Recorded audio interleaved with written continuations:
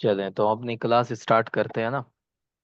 کل ہم لوگوں نے پڑھا تھا شاہ ولی اللہ دہلوی رحمۃ اللہ علیہ اور نواب صدیق حسن خان کے بارے میں۔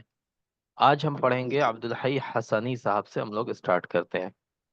عبد الحی الحسنی عالم مسلم ہندی، ہندوستان کے رہنے والے ہیں، مسلم ہیں، یہ سب پتہ ہے آپ کو۔ نام کیا؟ عبد الحی بن فخر الدین۔ والد صاحب کا نام فخر الدین، ان کا نام عبد الحی، عبد الحی بن فخر الدین بن عبد العلی الحسنی، ٹھیک ہے۔ 1341 ہجری میں یہ وفات ہوئی ان کی، اور 1286 میں پیدا ہوئے تھے۔ 1286 ہجری سے 1341 ہجری، ٹھیک ہے۔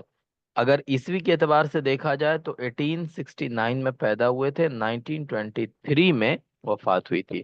1869 سے 1923، ہے نا۔ 1869 میں پیدا ہوئے اور 1923 میں وفات ہوئی۔ چلیں، باحث مؤرخ ہندی عربی الاصل، یہ عربی الاصل ہے نا۔ انتقل احد اجداده قطب الدین من بغداد الى غزنہ فی فتنة المغول، ان کے اجداد میں سے تھے قطب الدین صاحب، ہے نا، جو بغداد سے غزنہ آ گئے تھے۔ کب آئے تھے یہ بغداد سے غزنہ؟ جب مغلوں کا دور تھا۔ وَدَخَلَ الْهِنْدَ مُجَاهِدًا، اور ہندوستان میں جہاد کرتے ہوئے داخل ہوئے۔ وَتَوَلَّى مَشِيخَةَ الْإِسْلَامِ فِي دِلْهِ، اور یہاں پر دلی کے اندر یہ کیا بن گئے؟ مشائخ میں سے ہو گئے۔ ایک منٹ ذرا رکیے۔ تو 1869 میں پیدا ہوئے تھے، 1923 میں وفات ہوئی۔ عربی الاصل ہیں۔ ان کے دادا میں سے تھے قطب الدین، جو ہندوستان کیسے آئے تھے؟ غزنہ کے راستے، ہے نا، بغداد سے غزنہ آئے اور وہاں سے ہندوستان میں داخل ہوئے، اور دلی کے اندر کیا بن گئے؟ وہ شیخ الاسلام بن گئے، ٹھیک ہے۔ واستقرت ذریته فی الہند، پھر ان کی اولاد ہندوستان میں رہنے لگی، ہے نا۔ تو کون آئے تھے ہندوستان؟ قطب الدین آئے تھے، ٹھیک ہے۔ پھر وہ ہندوستان میں ان کی اولادیں سر رہنے لگی۔ ہاں کب بتائیں، آئے تھے سر؟ وہ کب آئے تھے اس کی ہسٹری اتنا جاننے کی ضرورت نہیں ہے کب آئے ٹھیک تھے۔ ہے سر، اوکے سر۔ كان أحد البارعين في العلوم الإسلامية والأدب العربي من علماء الهند، ہندوستان کے اندر، ہندوستان کے علماء میں سے ادب عربی اور علوم اسلامیہ کے ماہرین میں سے تھے یہ۔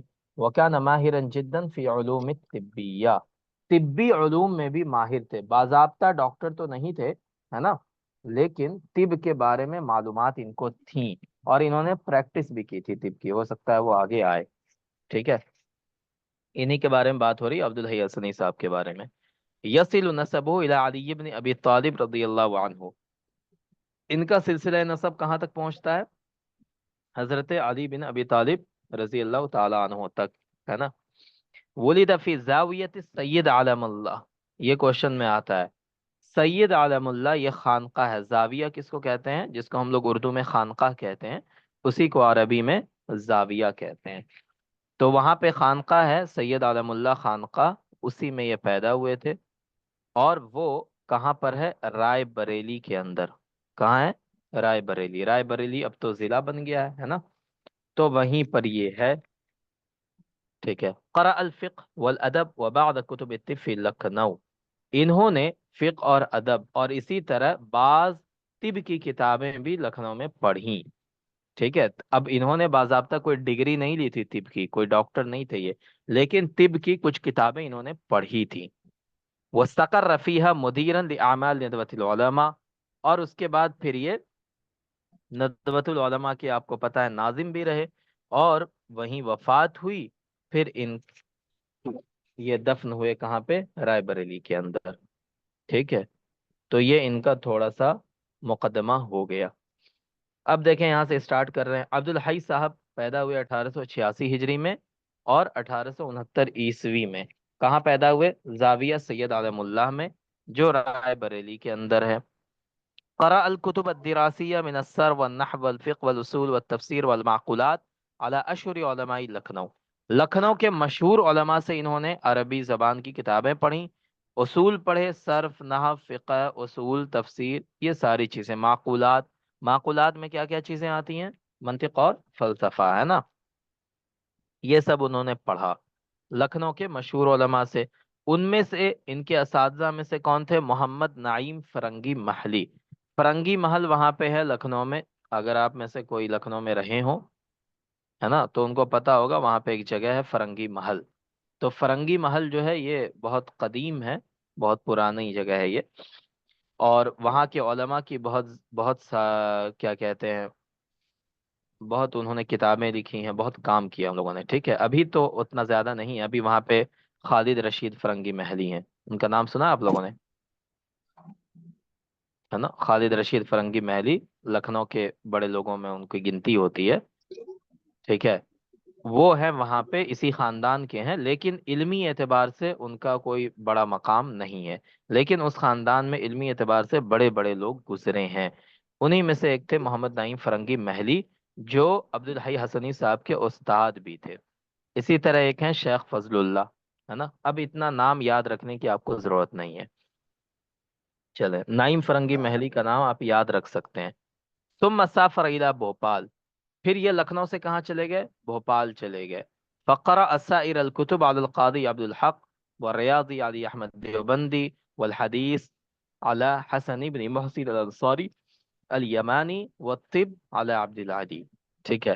اب وہاں پر انہوں نے بھوپال جا کر کے بہت ساری کتابیں پڑھی، قاضی عبد الحق صاحب سے پڑھی، ریاضی انہوں نے احمد دیوبندی صاحب سے پڑھی، حدیث محسن بن محسن انصاری، حسن بن محسن انصاری سے پڑھی، طب عبدالعلی صاحب سے پڑھی، ہے نا۔ اب اتنا نام یاد رکھنا کیا ضروری ہے آپ کے لیے؟ بالکل ضروری نہیں ہے، ٹھیک ہے۔ ثم رجع السنہ، پھر 1311 ہجری میں لکھنؤ واپس آئے۔ بس یہ یاد رکھیں، ان کا سفر لکھنؤ میں گئے پڑھنے کے لیے، پھر وہاں سے بھوپال گئے، ہے نا، اور بھوپال سے پھر لکھنؤ واپس آ گئے۔ ورغب تحصیل الطب، ان کا انٹرسٹ پیدا ہو گیا طب پڑھنے میں، ہے نا، فقرأ طرفا من کتاب القانون علی الطبیب الشہیر عبد العزیز، لہٰذا انہوں نے کہیں ایڈمیشن نہیں لیا طب پڑھنے کے لیے، بلکہ کیا کیا، لکھنؤ کے مشہور ڈاکٹر تھے عبد العزیز صاحب، ان کے پاس انہوں نے القانون کتاب پڑھی۔ القانون کس کی کتاب ہے؟ بتائیں، کس کی کتاب ہے؟ یہ بہت مشہور ہے، القانون فی الطب، کس کی ہے یہ؟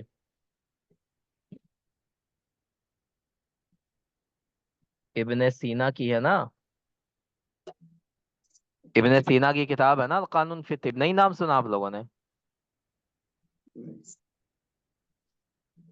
جو ماڈرن میڈیسن ہے نا آج، یورپ جس میڈیسن کی بات کرتا ہے، جتنا ترقی کیا میڈیسن نے، فادر آف ماڈرن میڈیسن کہا جاتا ہے ابن سینا کو، اور ان کی جو یہ کتاب ہے القانون فی الطب، یورپینس نے اسی کتاب کو ٹرانسلیٹ کر کر کے ہر جگہ پڑھائی جاتی ہے ان کی کتابیں، سمجھا؟ کہیں پر بھی جو یورپین کنٹریز ہیں وہاں پہ جو پی ایچ ڈی کرتے ہیں میڈیسن کے اندر، یا اور جو ایڈوانس لیول کی پڑھائی کرتے ہیں، ان کی کتابیں وہاں پہ پڑھائی جاتی ہیں، القانون فی الطب، سمجھ رہے ہیں؟ Father of yes sir. Modern medicine ان کو کہا جاتا ہے، ابن سینا کو۔ جو آج کی جو میڈیسن ہے، میڈیکل سائنس، وہ انہی کی اس کتاب کی کتاب سے استفادہ کیا ہے اس میڈیکل سائنس نے، اور ترقی کیا ہے آگے، ٹھیک ہے۔ تو سب سے بڑی کتاب مانی جاتی ہے القانون فی الطب، چلیں۔ وأخذ يحسن الطب العملی فی مستوصف الطبیب عبد العادی، اچھا، انہوں نے کتاب القانون کا ایک حصہ پڑھا ڈاکٹر صاحب سے، عبد العزیز صاحب سے، اور پھر انہوں نے عملی طور پہ میڈیسن کا کام بھی شروع کر دیا، ہے نا، کہاں پر؟ ڈاکٹر عبد العلی کے کلینک میں، مستوصف کس کو کہتے ہیں؟ کلینک کو، ہے نا، تو وہاں پہ یہ کام کرنے لگے۔ وابنہ الشہیر عبد الولی بن عبد العلی، چلیں۔ ثم رحل وسافر الى دہلی و پانی پت و سہارنپور و سرہند و دیوبند واجتمع بالعلماء والمشائخ، بہت سارے سفر کیے انہوں نے، دہلی گئے، پانی پت گئے، سہارنپور، سرہند، دیوبند، جو اس وقت بڑے بڑے علماء کی جگہیں تھیں، وہاں وہاں یہ گئے، اور وہاں کے علماء و مشائخ سے ملے۔ ان میں رشید احمد گنگوہی صاحب ہے، نذیر حسین دہلوی صاحب ہیں، عبد الرحمن پانی پتی ہیں، ان سب کے پاس یہ گئے اور ان سے اجازت حدیث حاصل کی، ٹھیک ہے۔ ثم اتى الشیخ الکبیر فضل الرحمن گنج المراد آبادی، یہ بہت امپورٹنٹ ہے، اس کو یاد رکھیے گا۔ فضل الرحمان گنج مراد آبادی صاحب کے پاس آئے اور ان کے ہاتھ پر بیعت ہوئے. تو بیعت کس کے ہاتھ پر کی انہوں نے؟ فضل الرحمان گنج مراد آبادی رحمۃ اللہ علیہ کے ہاتھوں پر. سمجھ گئے؟ ان کے ہاتھوں پر کیا ہوئے؟ یہ بیعت ہوئے. ٹھیک ہے.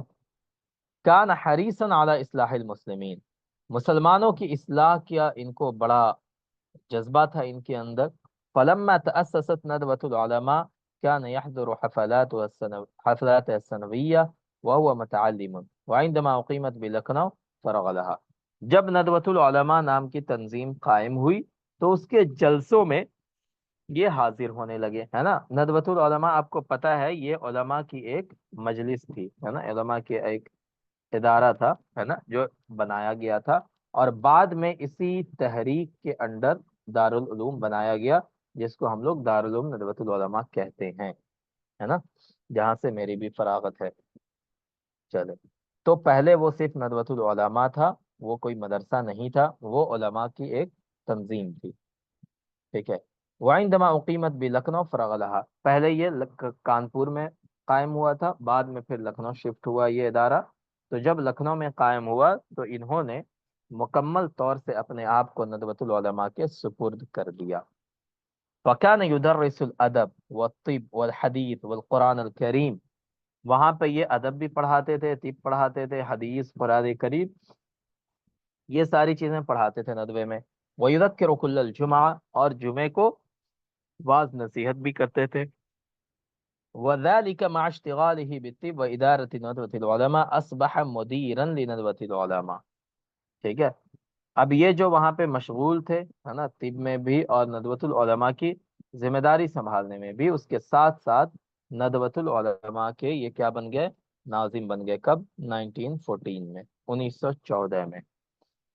كان متضلعا من العلوم راسخ القدم في آداب اللغة العربية والفارسية والأردية وكان بارعا في الفقه والحديث والتفسير والسير والتاريخ.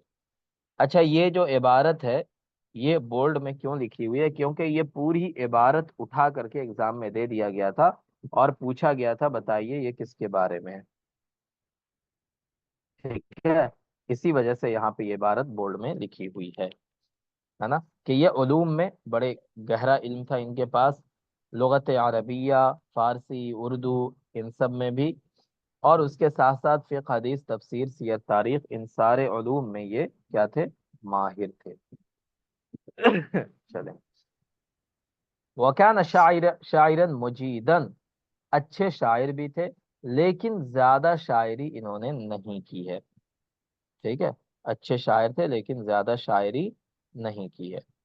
ولم يزل يخدم الندوة والاسلام والمسلمین احتسابا للہ تعالی، اللہ تعالیٰ سے ثواب کی امید میں یہ خدمت کرتے رہے ندوہ کی. ٹھیک ہے. مسلمانوں کی، اسلام کی، یہاں تک کہ 1341 ہجری میں اور عیسوی کے اعتبار سے 1923 عیسوی میں دار فانی سے کوچ کر گئے. سمجھ گئے؟ تو یہ تھے کون؟ ہمارے عبد الحی الحسنی صاحب. چلیے، اب ان کی کتابیں دیکھ لیں، جو مشہور کتابیں: نزہۃ الخواطر و بہجۃ المسامع والنوازر، سب سے زیادہ مشہور اور سب سے زیادہ امپورٹنٹ کتاب ہے نا. کتنے اجزاء میں ہے؟ 8 اجزاء میں. کتنے اجزاء میں؟ 8 اجزاء میں. اب اس کی یہ چونکہ ہمارے سلیبس میں بھی ہے یہ کتاب، تو اس کتاب کے بارے میں ڈیٹیل میں ہم وہاں پہ پڑھ لیں گے. ٹھیک ہے. اس کے بعد ہے جنت المشرق و مطلع النور المشرق، یہ ان کی کتاب ہے نا. اسی کتاب کا دوسرا نام کیا ہے؟ الہند فی العدل الاسلامی. ٹھیک ہے. اس کے بعد ان کی کتاب ہے معارف العوارف فی انواع العلوم والمعارف. اسی کتاب کا دوسرا نام کیا؟ الثقافۃ الاسلامیہ فی الہند. ٹھیک ہے. تو ایک ہی کتاب کے یہ دونوں نام ہیں. چلیں. تلخیص الاخبار ان کی کتاب ہے. کتاب الغنا، ہے نا. وصنف کتبا بلغت الاردو شعرا و ادبا و تراجم و تاریخا. تو یاد رکھنے کے لیے ان کی جو کتابیں ہیں: نزہۃ الخواطر یاد رکھیے، جنت المشرق، اور اس کا دونوں نام الہند فی العہد الاسلامی، کیونکہ نام پوچھ لیتے ہیں اس کا. ٹھیک ہے. اور اس کے علاوہ معارف العوارف فی انواع العلوم والمعارف، اس کا دوسرا نام کیا ہے؟ الثقافۃ الاسلامیہ فی الہند. تو دونوں نام یاد رکھنا امپورٹنٹ ہے. ٹھیک ہے، ضروری ہے. چلیں. تو یہ تھے کون؟ ہمارے عبد الحی صاحب. اب आ जाते हैं आगे अबू महफूज करीम मासूमी साहब के ऊपर। ये कहाँ के रहने वाले थे बताएं? ये भी बिहार के है ना। आलिमुन मुस्लिमुन हिंदीयुन, मुसलमान थे है ना, आलिम थे। बरा फी उलूम अल अरबिय्यति वल हदीस व उलूम अत तफसीर व तारीख व लहू तहकीकात नफीसा लिकुतुब तुरास अल इस्लामी। हमारे सिलेबस में दो लोग हैं जो मुहक्किक के तौर पे जाने जाते हैं। एक अबू महफूज करीम मासूमी है और दूसरे कौन है? अब्दुल अजीज अलमायमनी। अलमैमनी, है ना। ये दो हमारे सिलेबस में जो बतौर मुहक्किक इनकी एक पहचान है ना। मुहक्किक किसको कहते हैं ये हम पहले बता चुके हैं। किसे कहते हैं मुहक्किक बताएं? किसे कहते हैं मुहक्किक? जो जो पुराने किताब को तहकीक करते हैं, मतलब उसको थोड़ा नाम वगैरह चेंज भी करते हैं और अपनी तरफ से उसके हाशिया भी लिखते हैं। बहुत अच्छा, है ना। जो उम्महात उम्महातुत तुरास अल इस्लामी जिनको कहा जाता है या उम्महातुल कुतुब कहा जाता है, यानी वो किताबें जो कदीम ज़माने में लिखी गई हैं और बड़ी अहमियत रखती हैं वो किताबें, है ना। उन किताबों के ऊपर ये लोग तहकीक करते हैं। अब तहकीक में क्या क्या चीज़ें करते हैं, अलग अलग सबका तरीका होता है करने का, लेकिन जो इन जनरल तहकीक के अंदर जो चीज़ पाई जाती है कि उस किताब के अंदर मान लीजिए कि आज के टाइम में एक ऐसी किताब की तहकीक कोई इंसान कर रहा है जो किताब आज से 1000 साल पहले लिखी गई थी, ठीक है। अब उस किताब के नुस्खे इंडिया की 10 लाइब्रेरी में पाए जाते हैं एज एग्जाम्पल। वो क्या करेगा, वो तहकीक करने वाला उन सारे नुस्खों को जमा करेगा, ठीक है, 10 लाइब्रेरी के नुस्खों को, अलग अलग नुस्खों को। फिर उनको आपस में मिलाएगा कि इनमें क्या तब्दीलियां हैं, है ना, बिल्कुल सेम है या हर नुस्खे में कुछ अलग अलग चीजें हैं। फिर वो उनकी निशानदही भी करेगा, उनको लिखेगा कि इस नुस्खे में ये बात लिखी हुई है, इस नुस्खे में ये लिखा हुआ है, इस नुस्खे में ये लिखा हुआ है, ठीक है। और क्या करेगा, उसके अंदर अगर किसी जगह का नाम लिखा हुआ है तो उस जगह के बारे में बताएगा हाशिए में, ठीक है। किसी शख्सियत के बारे में लिखा हो, शख्सियत के बारे में। तो इस तरह से तहकीक की जाती है। और कोई मुश्किल अल्फाज हैं तो उन मुश्किल अल्फाज की भी तशरीह कर देगा, है ना। ये सारी चीजें बहुत बहुत सारी किताबों में क्या होता है कि बीच के पेजेस गायब हो जाते हैं। पुरानी किताब है आज से 1000 साल पहले की, अब क्या है वो किसी लाइब्रेरी में रखी हुई है, वो कभी छपी नहीं, हाथ से लिखी हुई रखी हुई है, उसके बीच के 2 पेज गायब हो चुके हैं, ठीक है। तो अब मुहक्किक जो होता है वो ढूंढता है कि क्या ये नुस्खा दूसरी जगहों पे मौजूद है। अगर वो ढूंढते ढूंढते उसको मिल जाता है कहीं पे, तो वो क्या करता है, फिर वो 2 पेज जो इस किताब से गायब हुए हैं वो उनको मिलाता है कि कहाँ पर से 2 पेज गायब हुए हैं, ठीक है। तो उस तरह से वो पेजेस भी कंप्लीट करता है। तो मुहक्किक के लिए बहुत ज्यादा माहिर होना जरूरी है। उसको जबान पे भी महारत होनी चाहिए, तारीख का पता होना चाहिए उसको, ठीक है।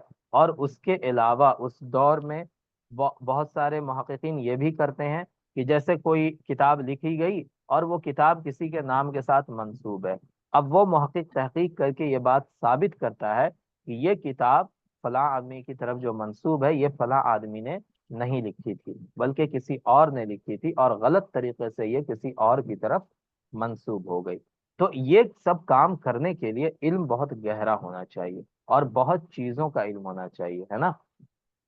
तो इसीलिए मुहक्किक बहुत सारे लोग नहीं बन पाते हैं, बहुत कम लोग होते हैं जो इस फन में माहिर होते हैं, ठीक है। तो अबू महफूज करीम मासूमी साहब भी मुहक्किकीन में से थे। चले, अल करीम अल मासूमी 1931 में ये इनकी विलादत हुई है और वफात कब हुई है? 2009 में। 1931 में पैदा हुए और 2009 में वफात हुई है इनकी, ठीक है। हुआ अबू महफूज अल करीम बिन मोहम्मद अमीर हसन बिन शेख मोहम्मद मासूम, ये इनका पूरा नाम है। अबू महफूज अल करीम, वालिद का नाम मोहम्मद अमीर हसन, ठीक है।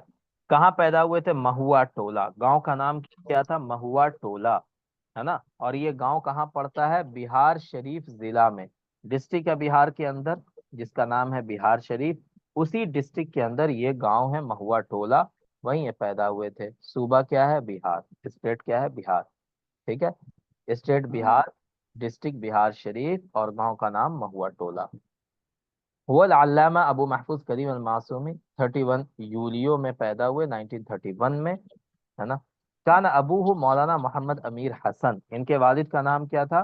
محمد امیر حسن، جو بڑے علم والے انسان تھے، مفتی بھی تھے مدرسہ سبحانیہ الہ آباد کے اندر، ٹھیک ہے، ان کے والد۔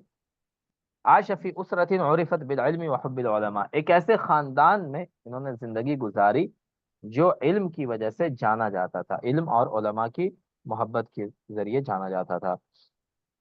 ولم تستقر اسرتو فی القریۃ طویلا، ان کا خاندان اس گاؤں میں زیادہ دن تک نہیں رہا۔ کس گاؤں میں؟ کس گاؤں کی بات ہو رہی ہے؟ ماہوا تولا۔ مہوا ٹولہ میں۔ بل اخذت تتنقل حتى استقرت فی مدینتی کولکاتہ، بلکہ یہ یہاں سے منتقل ہوتے رہے اور لاسٹ میں جا کے کہاں ٹک گئے یہ لوگ؟ کولکاتہ کے اندر، ٹھیک ہے۔ تو اسی لیے ابو محفوظ کریم معصومی صاحب پہ زیادہ تر ریسرچ کولکاتہ کے اندر ہوئی ہے، بنگال کے اندر، اور بہت سارے لوگ یہ سمجھتے ہیں کہ یہ وہیں کے رہنے والے تھے، حالانکہ یہ لوگ بعد میں وہاں جا کر رہنے لگے تھے۔ تلم مزل معصومی اعلیٰ والدی ہی، اپنے والد سے انہوں نے پڑھائی کی، ابتدائی تعلیم کی، ان سے علوم لغہ، علوم شریعہ، منطق، یہ ساری چیزیں سیکھیں۔ پھر مدرسۃ العالیہ جو ایک گورنمنٹ اسکول تھا وہاں ایڈمیشن لیا۔ مدرسۃ العالیہ کہاں ہے؟ وہی ہے جس کو آج لوگ کیا کہتے ہیں؟ عالیہ یونیورسٹی، ہے نا؟ یونیورسٹی، یس۔ تو اسی مدرسۃ العالیہ میں انہوں نے پڑھائی کی تھی۔ اس وقت وہ مدرسۃ العالیہ تھا، عالیہ یونیورسٹی نہیں بنا تھا۔ بعد التربیت الابتدائیہ التحق بالمدرسۃ الحمادیہ بہار، پھر یہ بہار کے اندر مدرسۃ الحمادیہ ہے، یہ پٹنہ میں ہے، تو وہاں پہ انہوں نے ایڈمیشن لے لیا، ٹھیک ہے۔ 1944 میں وہاں سے فارغ ہوئے۔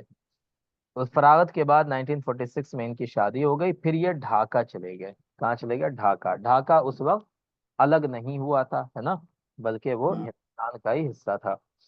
چلیں، واشتغل بالبحث على عنوان دراسة نقدية لتفسير جامع البيان للطبری، اور وہاں پہ انہوں نے ریسرچ کیا، ان کا ٹاپک کیا تھا؟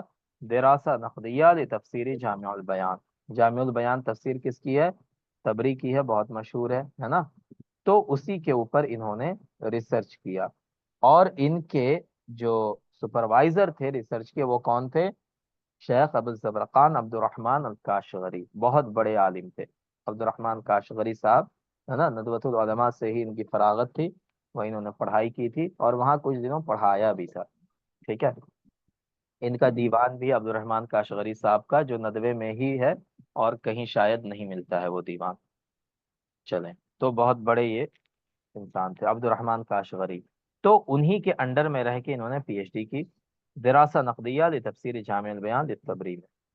حصل الشیخ علی شہادت البکالوریہ والماجسٹر من جامعۃ علی گڑھ، اس سے پہلے انہوں نے گریجویشن اور ماسٹر یہ دونوں کہاں سے کیا تھا؟ علی گڑھ یونیورسٹی سے، ٹھیک ہے، علی گڑھ مسلم یونیورسٹی سے انہوں نے کیا کیا تھا؟ گریجویشن اور ماسٹر کیا تھا، ٹھیک ہے، اس کو یاد رکھیے گا۔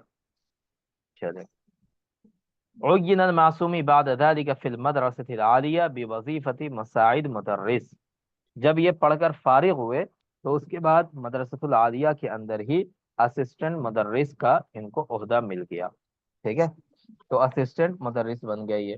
واستمر الى ان تم ترقیته الى وظیفة محاضر، پھر ان کا پرموشن ہوتا رہا 1950 تک، اور 1950 میں یہ کیا بن گئے؟ لیکچرر بن گئے۔ محاضر کس کو کہتے ہیں؟ لیکچرر کو، ہے نا؟ تو اب تو لیکچرر کا پوسٹ نہیں ہوتا ہے، پہلے لیکچرر کا پوسٹ ہوتا تھا، اب تو ڈائریکٹ اسسٹنٹ پروفیسر کا پوسٹ ہوتا ہے۔ پہلے ریڈر ہوتا تھا، ریڈر کے بعد لیکچرر ہوتا تھا، پھر اس کے بعد وہ پروفیسر بنتا تھا۔ چلیں، 1968 تک یہ لیکچرر رہے، حیث عین علی مرتبۃ استاذ، پھر یہ کیا بن گئے؟ پروفیسر ہو گئے، ہے نا؟ استاذ کس کو کہتے ہیں؟ پروفیسر کو، ہاں، تو یہ پروفیسر ہو گئے کب؟ 1968 میں۔ ثم احیل منہا، پھر وہاں سے یہ 1991 میں ریٹائر ہوئے۔ کب ریٹائر ہوئے؟ 1991 میں، ٹھیک ہے۔ تو 1950 میں یہ کیا بنے؟ محاضر بنے، 68 میں پروفیسر بنے، اور 91 میں ریٹائر ہو گئے۔ کہاں سے؟ مدرسۃ العالیہ سے، جامعۃ العالیہ کہہ رہے ہیں، عالیہ یونیورسٹی سے۔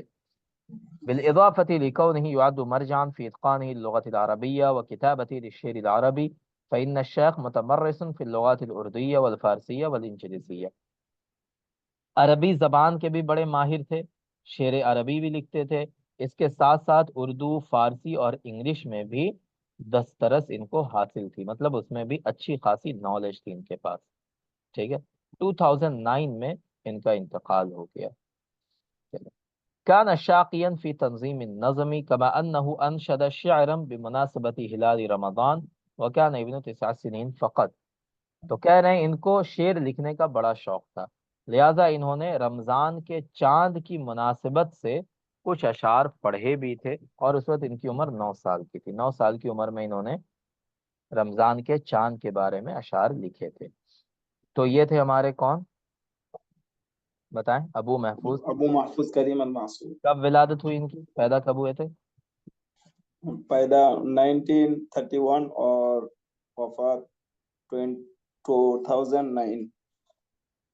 2009. 1931 میں کس کی وفات ہوئی تھی؟ جبران. بہت اچھا. جبران کی وفات کب ہوئی تھی؟ 1931 میں، ہے نا؟ 1931 میں وفات ہوئی تھی ان کی. چلے، تو ان کی پوری ہسٹری ہم نے دیکھ لی کہ یہ پیدا کہاں ہوئے، مہوا ٹولہ میں، بہار شریف کے اندر. ٹھیک ہے. پھر یہ پڑھنے لگے، ہے نا. پہلے ابتدائی تعلیم والد صاحب سے ہی پڑھی، پھر مدرسۃ العالیہ میں گئے، وہاں پڑھائی کی انہوں نے، مدرسۃ الحمادیہ میں پڑھائی کی. اس کے بعد علی گڑھ مسلم یونیورسٹی سے گریجویشن ماسٹر کیا. پھر یہ ڈھاکہ گئے، وہاں سے انہوں نے ریسرچ کیا، ہے نا.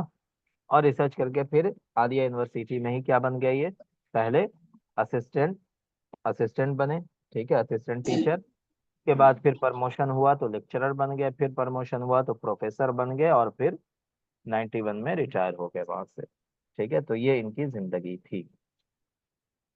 چلیں، اب ان کے دیکھیں نصوص المحققہ جو انہوں نے تحقیق کی ہے، وہ کون کون سی کتابیں ہیں.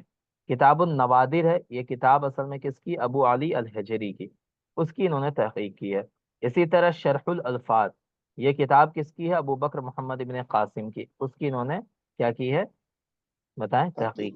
تحقیق. اس طرح ابو عبد الرحمن سالمی کی کتاب ہے مسئلۃ صفات الذاکرین، اس کی انہوں نے تحقیق کی ہے. القول المسموع فی الفرق بین الکوع والکرسو، یہ کتاب مرتضی حسینی بلگرامی صاحب کی ہے، زبیدی صاحب کی، اس کتاب کی بھی انہوں نے تحقیق کی ہے. اسی طرح ارجو زتان، یہ بھی بلگرامی صاحب کی ہے، اس کی بھی انہوں نے تحقیق کی ہے.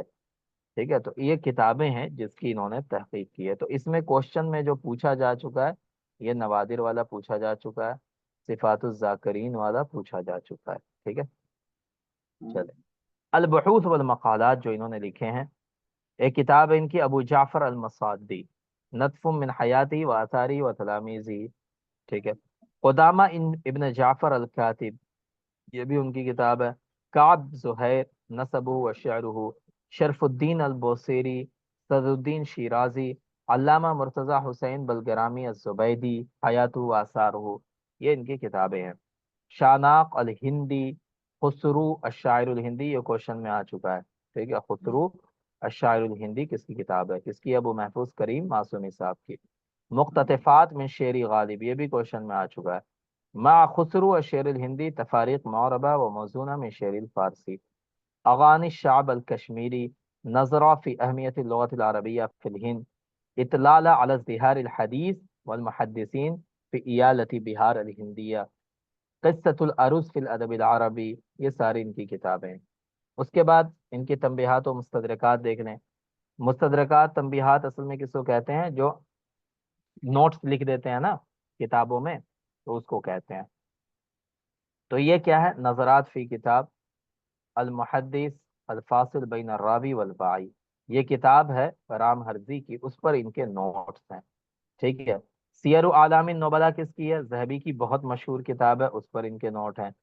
اسی طرح ذکر العلامہ عبدالعزیز میمنی راجکوتی، ان کا قصیدہ رائیہ ہے، 158 اشعار ہیں اس کے اندر. ٹھیک ہے. یہ ساری ان کی کتابیں ہیں جو یہاں پہ لکھی ہوئی. یہ کوشچن میں کئی بار پوچھی جا چکی ہے. بحوث و تنبیہات، یہ کس کی کتاب ہے، 2 جلدوں میں، ابو محفوظ کریم معصومی صاحب کی، ہے نا، بحوث و تنبیہات. ٹھیک ہے. چل، تو یہ کون ہے ہمارے، ابو محفوظ کریم المعصومی صاحب. अब आ जाते हैं इधर, मुबादला होता है तो तलबा मदरसे ही में कर लेते हैं, लास्ट में पूछ लीजिएगा, ठीक है, लास्ट में पूछ लीजिएगा। चलें, अब यहाँ पे देखें अगला कौन है, आलमुन नस्र फिल हिंद। इसमें कौन है, हमीदुद्दीन फराही साहब। हमीदुद्दीन अल फराही बहुत मशहूर नाम है ना, नाम सुना ही होगा आप लोगों ने। हमीदुद्दीन अल फराही 1280 हिजरी में पैदा हुए, 1349 हिजरी में इनकी वफात हुई। कब पैदा हुए, 1280 हिजरी में, वफात कब हुई, 1349 हिजरी में। ईस्वी के एतबार से 1863 ईस्वी से 1930 ईस्वी, है ना। 1863 ईस्वी में विलादत हुई और 1930 ईस्वी में इनकी क्या हुई है, वफात हुई है, ठीक है। चले, साहिबु नजरियती निज़ामुल कुरान, सबसे इंपॉर्टेंट बात इनकी, निज़ामुल कुरान का जो नजरिया है उसके देने वाले, उस नजरिए को पेश करने वाले कौन है, यही है ना। उस नजरिए को पेश करने वाले कौन है, बताएं। हमीदुद्दीन फराही साहब। क्या है ये नजरिया, कौन बताएगा, बताएं, कोई बताएं आप में से, क्या है ये नजरिया निज़ामुल कुरान का।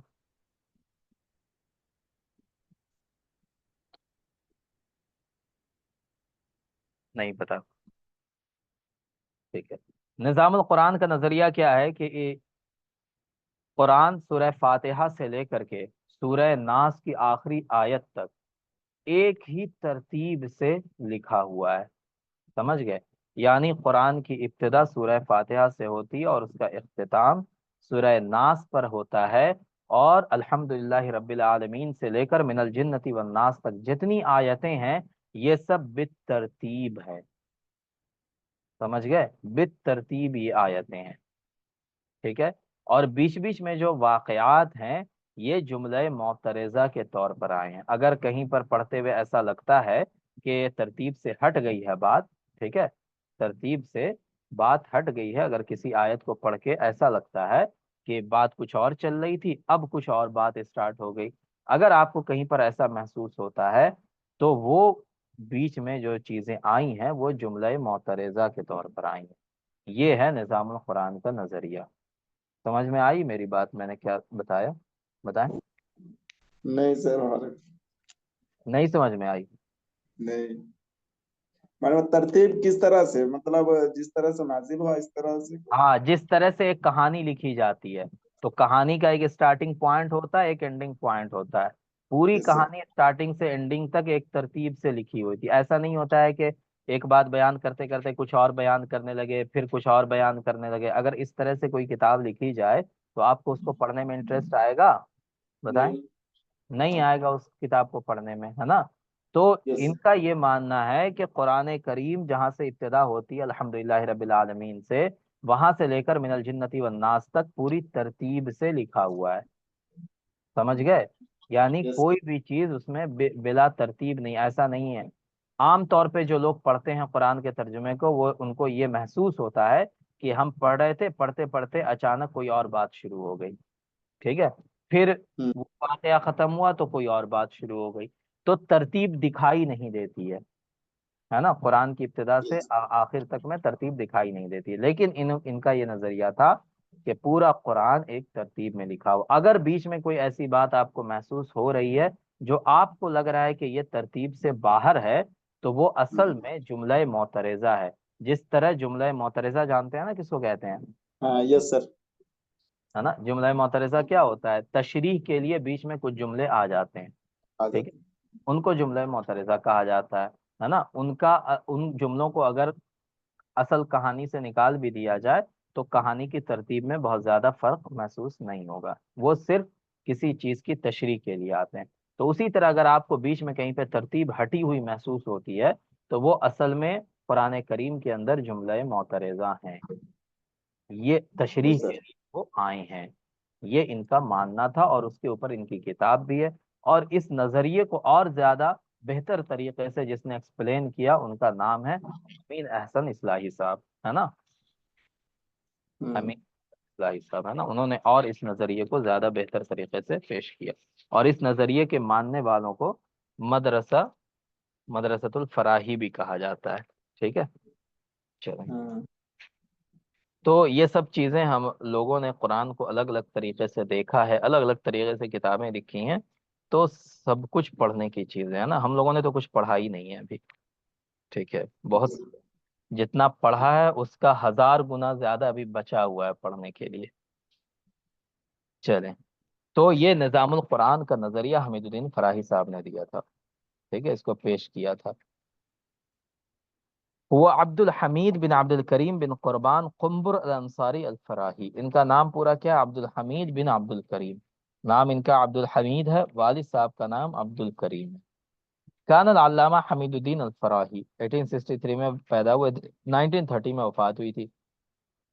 عالما اسلامیا نابغا فی جنوب آسیا، واشتہر لعملہ الرائد لنظریۃ نظام القرآن، ان کی جو اصل شہرت ہے وہ نظریہ نظام القرآن کی وجہ سے ہے۔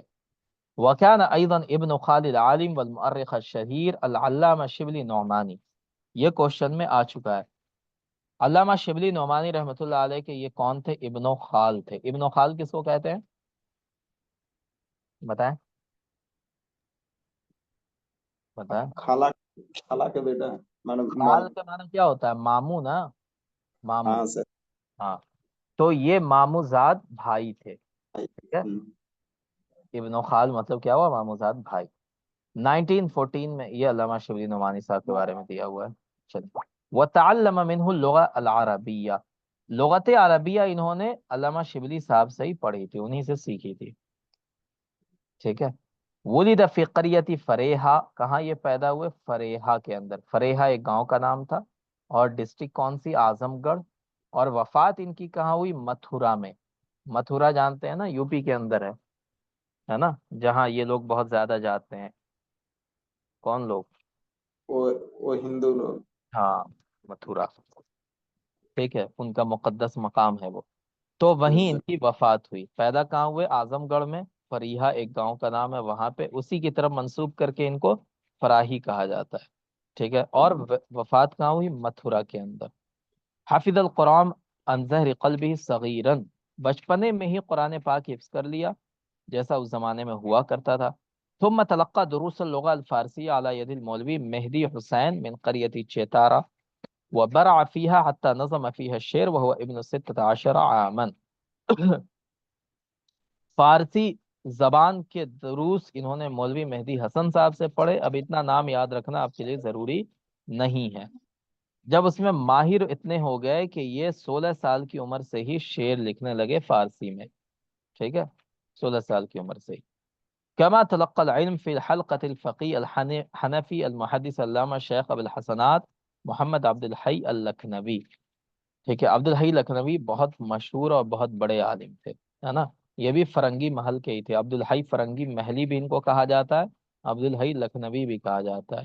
یہ عبد الحی حسنی نہیں ہے جو ہمارے سلیبس میں ہے، یہ وہ نہیں ہے، ٹھیک ہے، یہ الگ ہیں، عبد الحی لکھنوی یا عبد الحی فرنگی محلی بھی ان کو کہا جاتا ہے۔ تو ان سے انہوں نے علم حاصل کیا۔ ثم سافر الى لاہور، پھر یہ لاہور چلے گئے، اور وہاں پر مولانا فیض الحسن سہارنپوری صاحب سے ادب عربی کو پڑھا، ٹھیک ہے، فیض الحسن سہارنپوری صاحب ہمارے سلیبس میں بھی ہیں، ہے نا، یس سر ہاں، تو ان سے انہوں نے ادب عربی کو پڑھا، کس نے؟ فراہی صاحب، ہے نا، تو یہ ان کے استاد تھے فیض الحسن صاحب۔ ولما صار ابن الواحد والعشرین، جب یہ 21 سال کے ہوئے، تم قبولہ فی جامعۃ علی چرا لیدرس الفروع الجدیدہ للعلم، تو انہوں نے علی گڑھ مسلم یونیورسٹی میں ایڈمیشن لیا تاکہ وہاں پر دوسری چیزوں کو پڑھ سکیں۔ وتم تقدیرہ من قبل سر سید احمد خان، جامعہ علی گڑھ کے یعنی علی گڑھ مسلم یونیورسٹی کے جو فاؤنڈر ہیں سر سید احمد خان، انہوں نے ان کی بڑی عزت کی، ٹھیک ہے، کیونکہ یہ پہلے سے مشہور ہو چکے تھے، ٹھیک ہے، تو سر سید احمد خان جب یہ ایڈمیشن لینے پہنچے تو سر سید احمد خان نے ان کو بڑا رسپیکٹ دیا، ٹھیک ہے۔ ترجم اجزاء الطبقات الكبرى لابن شهاب الزهري الفارسی حينما كان يدرس في الجامعہ، جب یہ جامعہ میں پڑھ رہے تھے یعنی مسلم یونیورسٹی میں، تو اسی وقت انہوں نے پڑھائی کے دوران ہی طبقات الکبریٰ کے کچھ اجزاء کا ترجمہ کیا تھا۔ ابن شہاب زہری کی جو کتاب ہے طبقات الکبریٰ، اس کے کچھ حصوں کا انہوں نے ٹرانسلیشن کیا۔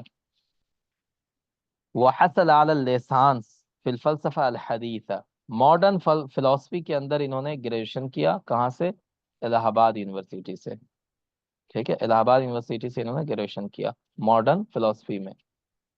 اسی طرح ایک کتاب تھی ایسوپس فیبل، انگلش کتاب تھی، اس کتاب کو انہوں نے عربی میں ٹرانسلیٹ کیا، یہ کوشچن میں آتا ہے، ٹھیک ہے۔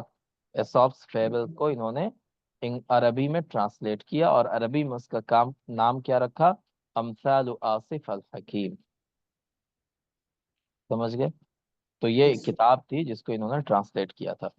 بعد ان اکمل دراسات وقام العلامہ حمید الدین الفراہی بتدریس اللغة العربية في المؤسسات العديدة بما فيها جامعة الإجارة ودار العلوم بحیدرآباد، جب ان کی پڑھائی کمپلیٹ ہوئی تو حمید الدین فراہی صاحب نے کئی سارے اداروں میں عربی زبان پڑھائی، ان میں علی گڑھ یونیورسٹی بھی ہے اور اسی طرح دارالعلوم حیدرآباد میں بھی پڑھایا، ٹھیک ہے۔ چلیں اس کو یاد رکھیے گا، یہاں پہ انہوں نے پڑھایا ہے۔ تعلم أيضا اللغة العبرية على يد المستشرق الألماني وأستاذ اللغة العربية في جامعة الإجارة حينئذ یوسف ہارویتز، ٹھیک ہے، جوزف ہارویٹز ہے نا، ہارویٹز، یہ وہاں پہ استاد تھے، عربی زبان کے پروفیسر تھے، کہاں پہ؟ علی گڑھ مسلم یونیورسٹی میں، اور یہ کیا تھے؟ ایک جرمن مستشرق تھے۔ مستشرق کس کو کہتے ہیں انگلش میں؟ کیا کہتے ہیں مستشرق کو؟ ایڈوائزر، اورینٹلسٹ کہتے ہیں۔ کیا کہتے ہیں؟ اورینٹلسٹ، ٹھیک ہے، مستشرق، اورینٹلسٹ کس کو کہتے ہیں؟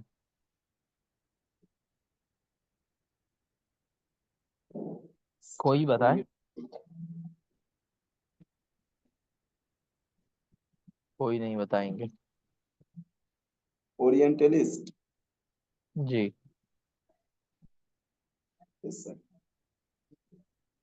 ٹھیک ہے۔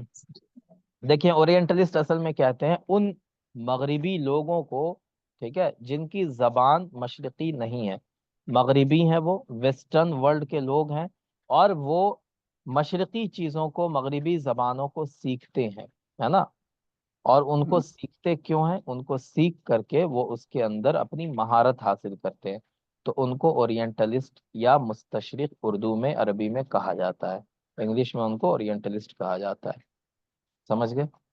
بتائیں، ہاں چلیں، کیونکہ استشرق یستشرق استشراقا، ہے نا، اس کے معنی کیا ہوتے ہیں آپ کو پتہ ہے؟ باب استفال کی خاصیت ہے، کیا خاصیت ہے بتائیں، کون سی خاصیت اس میں پائی جا رہی ہے؟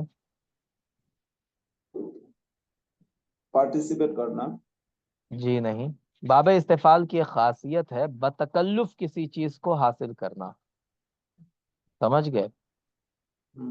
ہے کہ نہیں بتائیں؟ یس سر، جی، بتکلف کسی چیز کو حاصل کرنا، ہے نا، تو باب استفال کی خاصیت ہے۔ تو یہ بتکلف حاصل کرنے کا مطلب کیا ہوتا ہے؟ کہ وہ چیز آپ حاصل کرنے کے قابل نہیں ہیں، لیکن آپ اس چیز کو زبردستی کوشش کرتے ہیں حاصل کرنے کی، ہے نا، تو وہ باب استفال کی خاصیت ہے، تو اسی سے یہ بنا ہے۔ استشرق استشاقن کے معنی کیا ہے؟ بتکلف مشرقی بننا، بتکلف، ہے نا، اپنے آپ کو مشرقی بنانا، تو مستشرق کس کو کہتے ہیں؟ جو بتکلف مشرقی بن جاتے ہیں، وہ مشرقی ہوتے نہیں ہیں، وہ ہوتے ہیں کیا؟ مغربی ہوتے ہیں، ٹھیک ہے۔ یس سر، تو یہ جرمنی کے رہنے والے تھے، جرمن مستشرق ہیں یہ، انہوں نے عربی زبان سیکھی۔ ویسٹرن ورلڈ میں سب سے زیادہ عربی زبان سیکھنے اور سکھانے کا جو ماحول ہے ابھی بھی، وہ جرمنی میں ہے۔ سب سے اچھی ریسرچ عربی کے اوپر اگر ویسٹرن ورلڈ میں کہیں ہوتی ہے تو وہ جرمنی میں ہوتی ہے نا۔ آپ کو پتا ہے بہت مشہور ایک کتاب ہے، آپ نے سنا ہوگا، تاریخ بروکلمان، سنا ہے نا؟ ہاں یس سر، بروکلمان کی تاریخ ادب عربی ہے، تو بروکلمان کہاں کے رہنے والے تھے؟ جرمنی گئی، ہاں جرمن تھے وہ، ٹھیک ہے۔ اسی طرح آپ نے بہت مشہور لغت کا نام سنا ہوگا، المنجد، نام سنا ہے؟ جی عربی کی بہت مشہور لغت ہے، بہت بڑی لغت مانی جاتی ہے، المنجد، المنجد، نہیں سنا ہے نا؟ نہیں چلیں خیر، تو المنجد جو ہے وہ بھی مستشرق کی لکھی ہوئی ہے، سمجھ گئے؟ ہاں چلیں تو یہ ساری کتابیں ہیں۔ ب... اس کے بعد کیا ہوا، انہوں نے یوسف ہارویز سے عبرانی زبان سیکھی، کیا سیکھی؟ عبرانی زبان، ہبرو۔ اثناء اقامتی فی حیدرآباد تصور الفراہی فکرت تأسیس جامعہ، جب یہ حیدرآباد میں پڑھا رہے تھے تو ان کے ذہن میں ایک ایسا جامعہ بنانے کا آئیڈیا آیا، حیث سیتم فیہا تدریس کافہ العلوم الدینیہ والعلوم الحدیثہ العصریہ باللغت الاردیہ، جہاں پر مکمل علوم دینیہ بھی اور جو ماڈرن ایجوکیشن ہے وہ بھی، دونوں اردو زبان میں پڑھایا جائے۔ ٹھیک ہے، یہ ان کے ذہن میں ایک سوچ آئی۔ وَتَمَثَّلَتْ خُطَّتَهُ الَّتِي أَعَدَّهَا لِهَذَا الْهَدَفِ، اور پھر انہوں نے اپنے اس پلان کو ڈیولپ کرنے کا کام کیا، اس کو آگے بڑھایا اس پلان کو، ہے نا؟ اور پھر ان کا یہ پلان کامیاب ہوا جامعہ عثمانیہ حیدرآباد کی شکل میں۔ تو عثمانیہ یونیورسٹی جو ہے حیدرآباد کے اندر، وہ اس کا جو آئیڈیا تھا وہ کس نے دیا تھا بتائیں؟ فراہی صاحب نے دیا تھا، حمید الدین فراہی صاحب کا آئیڈیا تھا۔ وہ چاہتے تھے کہ ایسی یونیورسٹی بنے جہاں پر دینی علوم اور عصری علوم دونوں اردو زبان میں پڑھائے جائیں۔ ٹھیک ہے، تو ان کی یہی فکر مکمل ہوئی جامعہ عثمانیہ یعنی عثمانیہ یونیورسٹی حیدرآباد کی شکل میں۔ چلیں، ثم ذهب الى سرائے میر، پھر یہ سرائے میر آ گئے۔ سرائے میر اعظم گڑھ میں ایک جگہ کا نام ہے، اور وہاں آ کر کے مدرسۃ الاصلاح کی ذمہ داری انہوں نے لے لی۔ ٹھیک ہے، مدرسۃ الاصلاح وہاں کا بڑا پرانا اور مشہور ادارہ ہے، ٹھیک ہے نا؟ اور اس ادارے کو انہوں نے شبلی نعمانی اور فراہی کے افکار پر قائم کیا، ہے نا؟ وہ ادارہ علامہ شبلی نعمانی اور فراہی صاحب کے افکار پر قائم تھا۔ چلیں، 1925 سے لے کر 1930 تک یہ سرائے میر میں ہی رہے، 5 سال تقریباً، اور وہیں ان کا 1931 میں انتقال ہو گیا۔ اسس مدرسہ الاصلاح التي تعنی بتدریس اللغة العربیہ، عربی زبان پڑھانے کے لیے انہوں نے مدرسۃ الاصلاح کو قائم کیا تھا۔ قام العلامہ الفراہی بالتفکر وتدبر في القرآن الكريم لمدة 50 سنة تقريبا، وظل القرآن مركزه الرئيسي لكل كتاباته وأعظم مساهماته في دراسة واكتشاف النظام في القرآن الكريم۔ علامہ فراہی صاحب نے تقریباً 50 سال قرآن کریم کے اندر غور و فکر کرنے میں گزارے، اور اس کا نتیجہ کیا ہوا کہ ان کی ہر رائٹنگ کے اندر، ہر کتاب کے اندر جو مین آئیڈیا ہوتا تھا وہ قرآن کا ہوتا تھا۔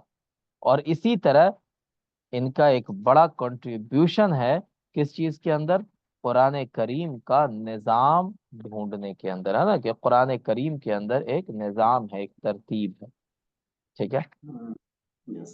وقد أدى دورا أساسيا في إنتاج أعمال علمية حول النظرية القائلة بأن آيات القرآن متصلا ببعضها البعض۔ ٹھیک ہے، ان کا مین رول ہے اس بات کے نکالنے میں، اس بات کو پروڈیوس کرنے میں۔ کون سی بات؟ کہ قرآن کریم کی ہر آیت ایک دوسرے سے جڑی ہوئی ہے، بحیث تشکل کل سورہ و فصل من القرآن ہیکلا متماسکا، اس طور سے ہر آیت ایک دوسرے کے ساتھ جڑی ہوئی ہے کہ ہر سورہ اور قرآن کریم کا ہر حصہ مل کر کے ایک جسم بن جاتے ہیں، سمجھ گئے؟ تو اس طرح سے قرآن کریم مکمل آیت در آیت ترتیب کے ساتھ ایک دوسرے سے جڑا ہوا ہے۔ کما بدأ بکتابت تفسیر الخاص و تفسیر القرآن الذي ترکه غیر مکتمل عند وفاته، انہوں نے قرآن کریم کی تفسیر بھی لکھنی شروع کی، ہے نا؟ لیکن مکمل کرنے سے پہلے ان کا انتقال ہو گیا۔ وتلقى بعض من الطلباء وكان ابرزهم شیخ امین احسن اصلاحی، ان کے بہت سارے طلبہ تھے جن میں سب سے اہم کون ہے؟ شیخ امین احسن اصلاحی صاحب، جنہوں نے مشہور تفسیر تدبر القرآن 9 اجزاء میں لکھی۔ اور وہ جو انہوں نے تفسیر لکھی وہ اپنے استاد حمید الدین فراہی صاحب کے اصول اور نظریے کے مطابق لکھی. ٹھیک ہے. امین احسن اصلاحی صاحب نے کون سی تفسیر لکھی؟ تدبر القرآن. تدبر القرآن کتنے اجزاء میں ہے؟ 9 اجزاء میں. اور وہ اپنے استاد کے نظریے کے مطابق لکھی. اس کے اندر یہ وضاحت کی گئی کیا؟ ان المراد بالنظام ان تکون السورہ کل واحد، کہ نظام سے مراد کیا ہے؟ کہ ساری صورت ایک جیسی ہے نا، سب ایک دوسرے کے ساتھ جڑی ہوئی ہے. ثم تکون ذات مناسبہ بالسورہ السابقہ واللاحقہ، ہر صورت کا سابقہ بھی ہے لاحقہ بھی ہے. سابقہ لاحقہ کو انگلش میں کیا کہتے ہیں؟ بتائیں، انگلش میں کیا کہتے ہیں سابقہ اور لاحقہ کو؟ Prefix and suffix. نام سنا ہے نا؟ بتائیں. Prefix and suffix. ٹھیک ہے. تو پریفکس کس کو کہتے ہیں؟ جو سابقہ. پہلے ہوتا ہے. سفکس کو کہتے ہیں جو بعد میں ہوتا ہے. ٹھیک ہے. اور اردو میں اس کے لیے کیا لفظ استعمال ہوتا ہے؟ سیاق و سباق. سیاق و سیاق و سباق تو سباق. سنا ہی ہوگا. ہاں. تو اردو میں سیاق و سباق کا لفظ استعمال ہوتا ہے. سیاق کا مطلب کیا ہوتا ہے؟ کہ جو چیز پیچھے ہے. سباق کا مطلب کیا ہوا؟ جو چیز آگے ہے. تو آگے اور پیچھے وہ سب ایک دوسرے سے جڑے ہوئے ہیں. او باللتی قبلها وبعدها على بعد منها فكما ان الآیات ربما تكون معترضہ. بعض دفعہ کیا ہوتا ہے کہ آیتیں جملہ معترضہ کے طور پر آ جاتی ہیں، اور اسی طرح بعض مرتبہ پوری کی پوری سورہ ہی معترضہ کے طور پہ آ جاتی ہے. تو سمپل سی بات کیا ہے کہ جہاں پہ آپ کو لگتا ہے کہ ترتیب ٹوٹ رہی ہے، وہ اصل میں ترتیب نہیں ٹوٹتی ہے، بلکہ وہ آیت یا وہ سورہ معترضہ کے طور پر آئی ہوتی ہے. سمجھ گئے؟ وعلى یس هذا سر. الاصل نرى القرآن کلاما واحدا.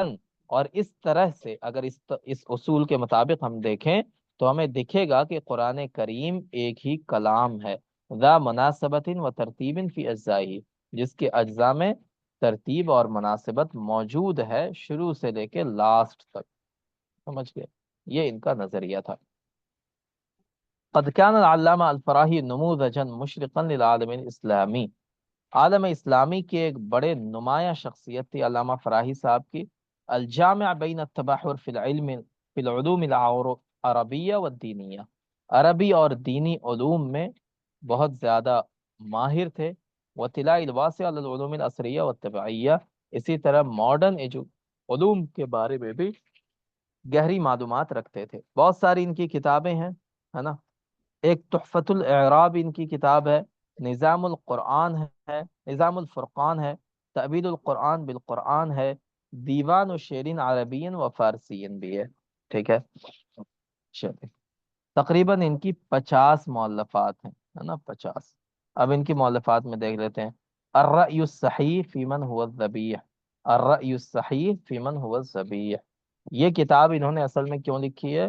کیونکہ جو نصارہ ہیں، یہود ہیں، ان کا ماننا ہے کہ ذبیح کون ہے؟ بتائیں. وہ کس کو ذبیح مانتے ہیں؟ جی، جو ہم ابراہیم علیہ السلام کے قصہ پڑھتے ہیں نا، یس ہم سر. ذبیح کس کو مانتے ہیں؟ ہم ذبیح اللہ کس کو مانتے ہیں؟ اسماعیل علیہ السلام کو، ہے نا. لیکن جو یہود و نصارہ ہیں، بنی اسرائیل جو ہیں، وہ کس کو مانتے ہیں؟ وہ اسماعیل السلام کو ذبیح اللہ نہیں مانتے ہیں. وہ کس کو مانتے ہیں؟ نہیں پتا. وہ اسحاق علیہ السلام کو مانتے ہیں. کسے مانتے ہیں؟ اسحاق علیہ السلام کو. سمجھ گئے؟ یس اسحاق سر. علیہ السلام کو وہ ذبیح اللہ مانتے ہیں. ٹھیک ہے. اور ہم مانتے ہیں کہ بڑھاپے میں ابراہیم علیہ السلام کو جو اولاد ہوئی تھی وہ کون تھے؟ اسماعیل السلام تھے. لیکن وہ یہ مانتے ہیں کہ بڑھاپے میں جو اولاد ہوئی تھی وہ اسحاق علیہ السلام تھے. سمجھ گئے؟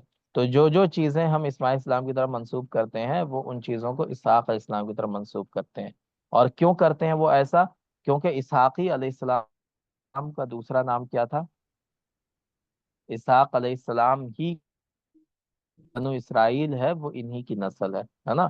تو بنی اسرائیل کے اندر جتنے نبی آئے وہ حضرت اسحاق علیہ السلام کی اولاد میں سے ہیں. سمجھ گئے؟ یعقوب علیہ السلام، یوسف علیہ السلام، جو بھی ہیں. ٹھیک ہے. آگے بڑھتے چلے جائیے. سلیمان علیہ السلام، داؤد علیہ السلام، جو بھی ہیں. تو وہ سب کس کی اولاد میں سے ہیں؟ ابراہیم السلام کے 2 بیٹے ہوئے، اسحاق علیہ السلام کی اولاد میں سے وہ سب ہیں. اور حضرت محمد صلی اللہ علیہ وسلم کس کی اولاد میں سے ہیں؟ اسماعیل علیہ السلام کی اولاد میں سے، ہے نا. تو بنی اسرائیل جو ہیں وہ ساری فضیلتیں اپنی طرف رکھنے کے لیے وہ ذبیح اللہ بھی کس کو مانتے ہیں؟ حضرت اسحاق اسلام کو۔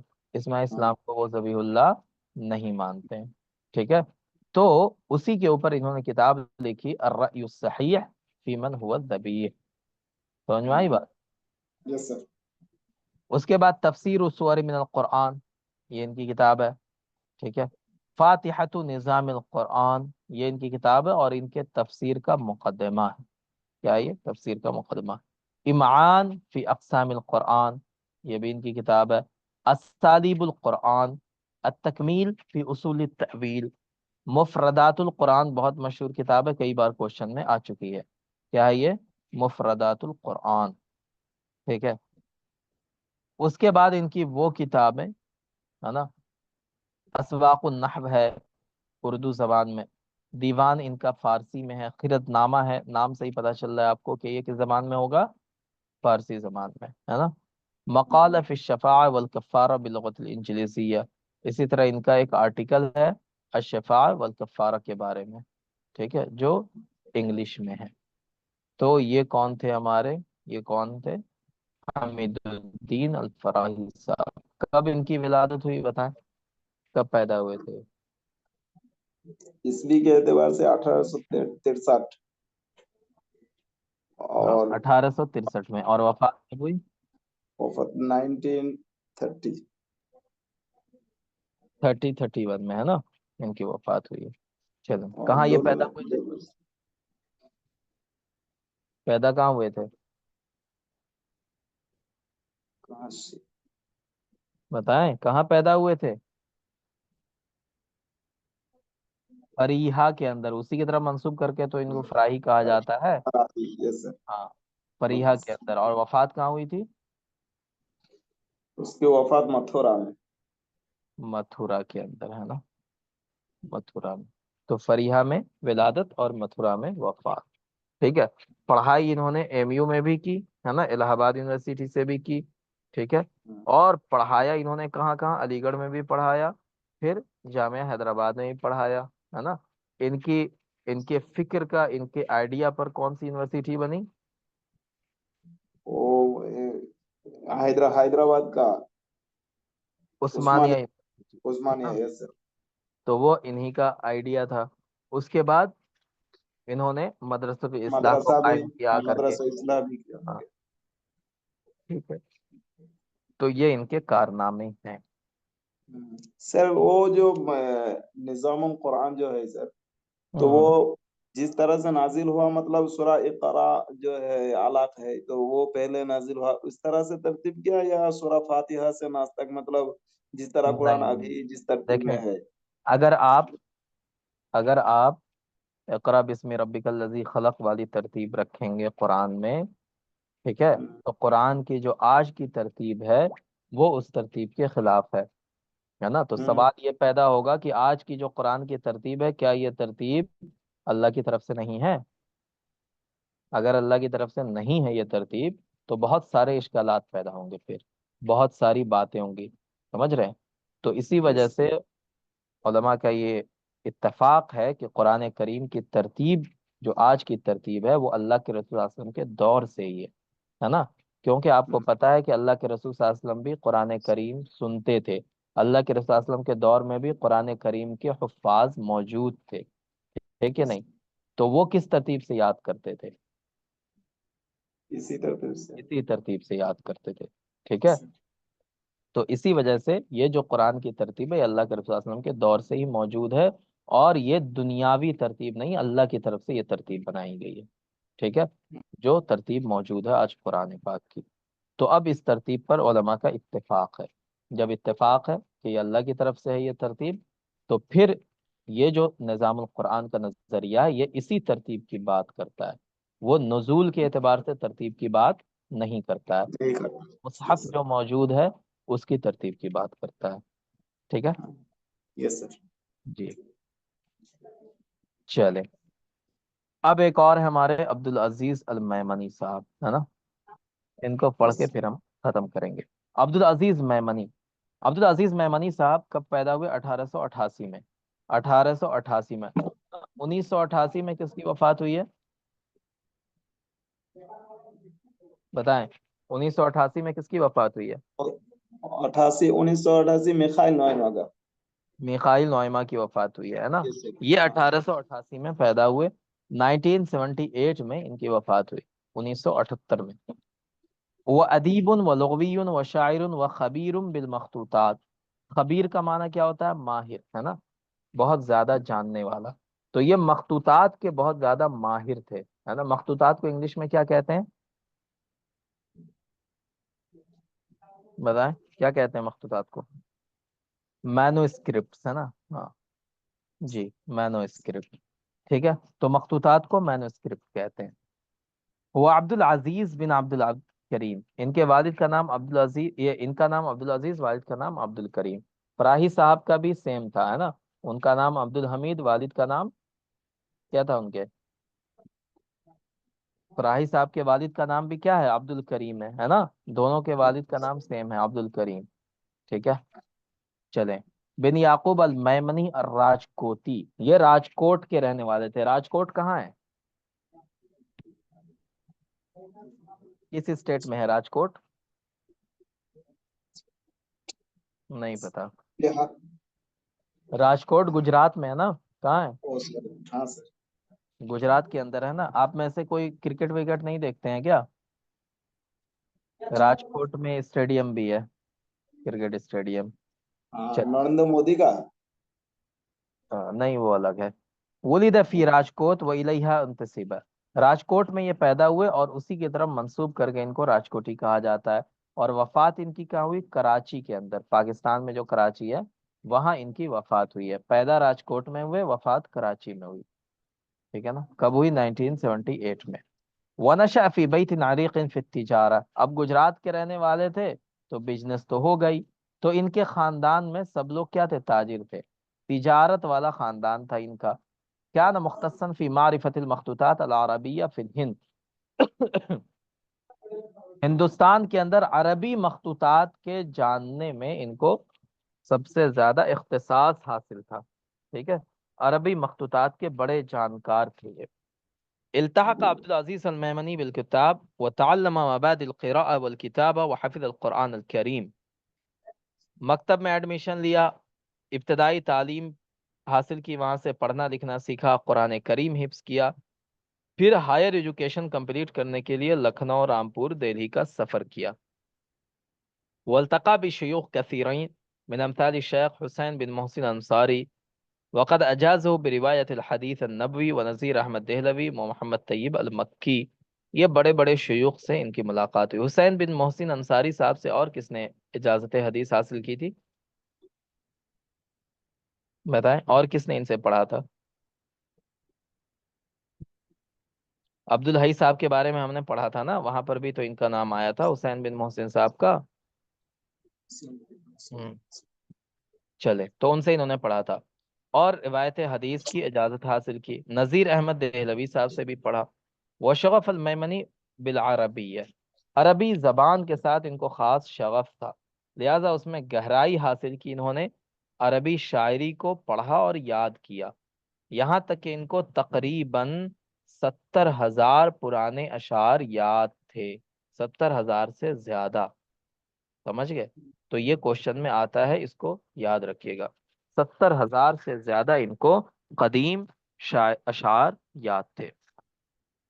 وَكَانَ يَحْفَظُ دیوان المتنبی کاملاً، دیوان متنبی پورا انہوں نے حفظ کر رکھا تھا. ٹھیک ہے، پورا دیوان متنبی کیا کر رکھا تھا؟ حفظ کر رکھا تھا. لقب بلسان العرب فی الہند، ان کا لقب پڑ گیا تھا کیا؟ لسان العرب فی الہند.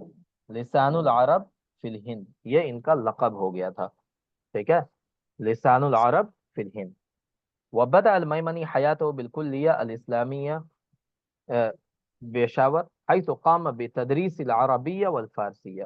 میمنی صاحب نے اپنی جب زندگی کی ابتدا کی، ٹھیک ہے، عملی زندگی کی، علمی نہیں عملی، تو سب سے پہلے انہوں نے اسلامیہ کالج پشاور میں عربی فارسی پڑھایا. ٹھیک ہے، کہاں پر؟ پشاور میں. پھر وہاں سے یہ کہاں چلے آئے؟ کلیت الشرقیہ، مدینہ لاہور. لاہور کے اندر شرقیہ کالج ہے، وہاں یہ پڑھانے لگے. کہاں پہ؟ لاہور میں. لاہور کہاں پر؟ پنجاب کا صوبہ ہے. ثم استقر بالجامعۃ الاسلامیہ فی علی گڑھ، پھر علی گڑھ مسلم یونیورسٹی میں آنے لگے. ٹھیک ہے، یہاں آ گئے. وظل يتدرج بها في المناصب العلمية حتى عين رئيسا للأدب العربي بالجامعة. یہاں یہ ترقی کرتے رہے یہاں تک کہ عربی ڈپارٹمنٹ کے کیا بن گئے؟ یہ چیئرمین بن گئے. سمجھ گئے؟ عربی ڈپارٹمنٹ کے چیئرمین بن گئے. کہاں پر؟ علی گڑھ مسلم یونیورسٹی میں. اور وہیں یہ رہے ریٹائرمنٹ تک. ٹھیک ہے، تو ریٹائرمنٹ تک عبدالعزیز میمنی صاحب کہاں رہے؟ علی گڑھ مسلم یونیورسٹی. ٹھیک ہے نا. چلے، تو سب سے پہلے کہاں سے اسٹارٹ کیا؟ کلیہ اسلامیہ پشاور سے. ٹھیک ہے، اس کے بعد کلیت الشرقیہ لاہور، پھر علی گڑھ مسلم یونیورسٹی. یہاں پہ ریٹائرمنٹ تک رہے اور اس بیچ میں یہ عربی ڈپارٹمنٹ کے چیئر پرسن بھی بنے. ٹھیک ہے. لکنہ لم یرکن للراحہ فلبى دعوى جامعہ کراچی بپاکستان. جیسے یہاں ریٹائر ہوئے تو ریٹائرمنٹ کے بعد آرام نہیں کیا انہوں نے، بلکہ کیا کیا؟ کراچی یونیورسٹی پاکستان سے ان کو بلایا گیا تو یہ وہاں چلے گئے اور وہاں پر عربی ڈپارٹمنٹ کے کیا بن گئے؟ یہ چیئرمین بن گئے. سمجھ گئے؟ تو علی گڑھ مسلم یونیورسٹی میں بھی تھے اور کراچی یونیورسٹی میں بھی عربی ڈپارٹمنٹ کے کیا رہے؟ یہ چیئر پرسن رہے. چلے، اس کے علاوہ دوسرے علمی منصب بھی ان کو ملے. فتولى ادارۃ معهد الدراسات الاسلامیہ لمعارف پاکستان. پاکستان کے اندر ایک ادارہ تھا معہد الدراسات الاسلامیہ، اس کے ذمہ دار بھی یہ رہے اور اسی جامعہ میں اپنی وفات تک یہ کام کرتے رہے. کس جامعہ میں؟ جامعہ کراچی میں. ٹھیک ہے، کراچی یونیورسٹی میں. وكان المیمنی واسع الثقافہ العربیہ. عربی ثقافت کے بڑے جانکار تھے میمنی صاحب، ہے نا. اسی وجہ سے وأتاح له دأبه الشديد في مطالعة خزائن الهند التي تحوي آلاف الكتب العربية المخطوطة أن يقف على النوادر منها وأن يتحف المكتبة العربية بما تيسر له تبعه فيها. ٹھیک ہے، خزائن الہند کے مطالعے میں ان کی شدید دلچسپی تھی. ایک منٹ ذرا رکیے گا، پانی پی لیں.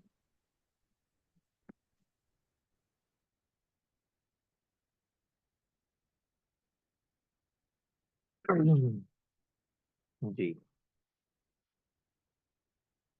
ہزاروں عربی مخطوطات کی کا انہوں نے مطالعہ کیا، ہے نا. کیوں مطالعہ کیا؟ تاکہ کون سی چیز نوادرات میں سے اس کو جان سکے. نوادر کس کو کہتے ہیں؟ ان کتابوں کو کہتے ہیں جو ایک ہی جگہ پائی جاتی ہے نا. جیسے کوئی ایسا نسخہ ہے جو صرف علی گڑھ مسلم یونیورسٹی کی لائبریری میں ہے اور وہ کہیں نہیں پایا جاتا ہندوستان میں، تو وہ کیا کہلائے گا؟ نوادرات میں سے ہو جائے گا. سمجھ گئے؟ تو جو بڑی بڑی لائبریریاں ہیں وہاں کچھ نسخے، کچھ کتابیں ایسی ہوتی ہیں جن کو نوادرات کہا جاتا ہے، وہ دوسری جگہ پہ نہیں پائی جاتی ہیں. تو یہ ہر لائبریری گئے تاکہ وہاں کے نوادرات کو دیکھ سکیں، پڑھ سکیں. سمجھ گئے؟ چلو. ولم تشب خزائن الکتب فی الہند زماہ العلمی. اب ہندوستان کے اندر جتنی لائبریریاں تھیں ان سے ان کی پیاس نہیں بجھی، لہٰذا یہ پھر کہاں چلے گئے؟ عرب ممالک کا انہوں نے رخ کیا. ترکی گئے، ہے نا، 1936 میں، اور وہاں پر جا کر کے انہوں نے مخطوطات کو دیکھا. ووفق فی الوقوف علی النادر منہا، اور جو کچھ نوادرات تھیں ان کے بارے میں علم حاصل کیا. سمجھ گئے؟ یعنی ان کے بارے میں جانا، اس کو پڑھا جا کر کے. ٹھیک ہے. فطاف بخزائن استانبول وزار مکتباتها التي تضم اکبر مجموعة خطیہ من التراث العربی. اسی دوران جب ان کا یہ سفر چل رہا تھا یہ استنبول کی لائبریری میں بھی گئے، ہے نا. استنبول گئے، وہاں کی لائبریری کا وزٹ کیا جہاں پر عربی زبان کا سب سے بڑا مخطوطات کا مجموعہ موجود ہے. سمجھ گئے؟ کہاں پر؟ ترکی کے اندر. وزار القاہرہ، اسی طرح قاہرہ بھی گئے، وہاں کے علماء سے ان کا گہرا ربط ہو گیا. واتصل بلجنة التعليم والترجمة والنشر التي كان يرأسها الأديب الكبير احمد امین. اور آپ کو پتہ ہے کہ قاہرہ میں لجنۃ التعلیم والترجمہ والنشر تھا، اس کو کس نے قائم کیا تھا؟ بتائیں، ہم نے پڑھا تھا، کس نے قائم کیا تھا اس کو، لجنۃ التعلیم والترجمہ؟ مطابق جی، احمد امین نے ہی تو قائم کیا تھا اس کو، احمد امین صاحب نے ہی کیا تھا نا، ٹھیک ہے؟ تو جب اس کے وہ رئیس بھی تھے تو اس کے ساتھ یہ جڑ گئے، کون؟ اس کے ممبر بن گئے۔ تو یہ کوشچن میں آتا ہے کہ لجنۃ التعلیم و ترجمہ و نشر کے کون سے ہندوستانی رائٹر ہیں جو اس کے ممبر تھے؟ تو وہ کون ہے؟ عبدالعزیز المعمنی، ہے نا؟ صحیح۔ کما زار سوریہ، یہ سوریہ بھی گئے، واستعانت به وزارت الثقافہ بدمشق للاستفادہ من خبرتی فی مجال المخطوطات، اور وہاں کی جو ایجوکیشن منسٹری تھی، کہاں کی؟ سوریہ کی، اس نے مخطوطات کے میدان میں جو ان کی مہارت تھی اس سے استفادہ کیا، ہے نا؟ سمجھ گئے؟ ان کی مہارت سے فائدہ اٹھایا۔ وكان المجمع العلمي العربي بدمشق قد اختاره عضوا مراسلا به في السنة 1938۔ مجمع العلمی عربی، یہ دمشق کا جو مجمع العلمی العربی تھا، اس نے ان کو اپنا کرسپونڈنٹ ممبر بنا دیا، ٹھیک ہے؟ عضو مراسل کس کو کہتے ہیں؟ کرسپونڈنٹ ممبر کو۔ کرسپونڈنٹ ممبر کا کیا مطلب ہوتا ہے بتائیں؟ اس سے پہلے ہم بتا چکے ہیں، یہ کیا مطلب ہوتا ہے اس کا؟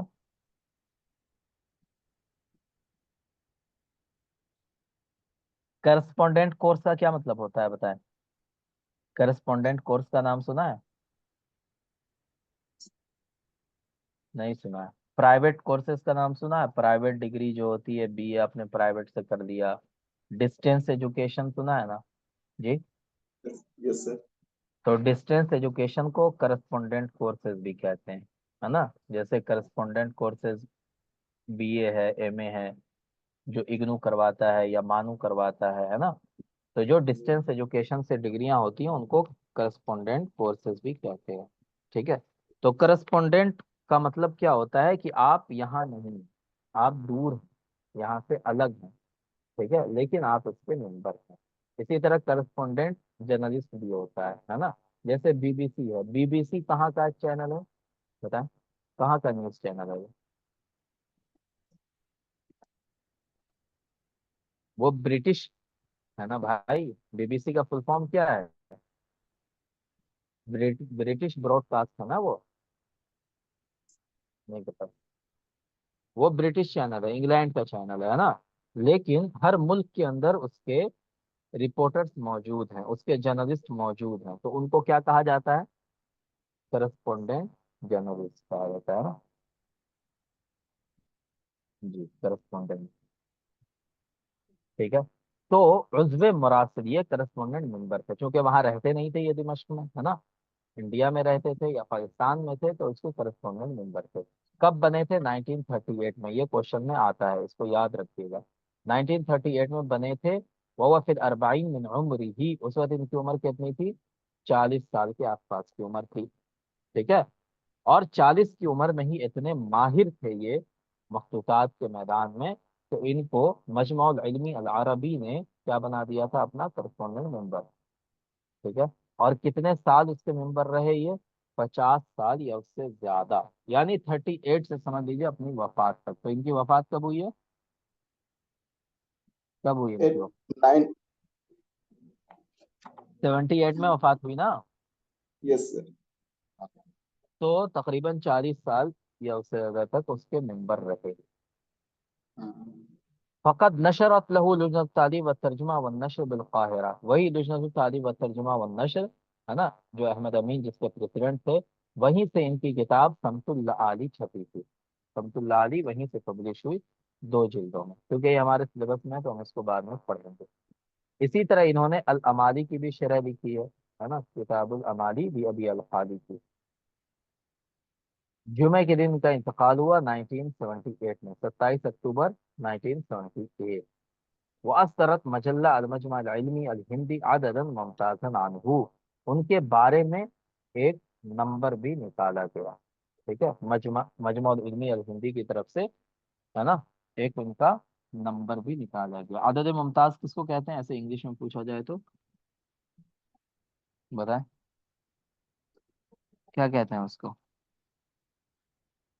اسپیشل نمبر کہتے ہیں نا؟ جی، اور اردو میں کہتے ہیں اس کو کیا؟ خاص نمبر، ہے نا؟ جو کسی شخصیت کے بارے میں کوئی مجلہ نکالتا ہے، ٹھیک ہے؟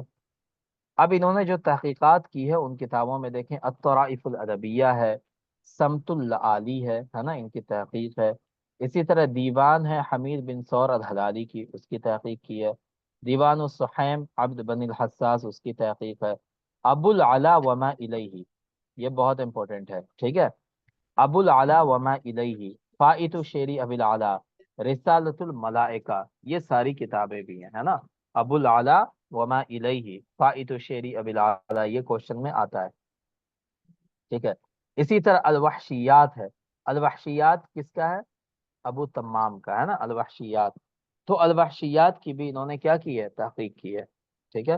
الوحشیات کو ہی حماست الصغرا بھی کہا جاتا ہے. آپ کو پتا ہے اس کا ایک دیوان الحماسہ ہے نا، دیوان الحماسہ کو الحماسہ الکبریٰ کہا جاتا ہے، اور الوحشیات کو حماسہ الصغرا بھی کہا جاتا ہے، ٹھیک ہے.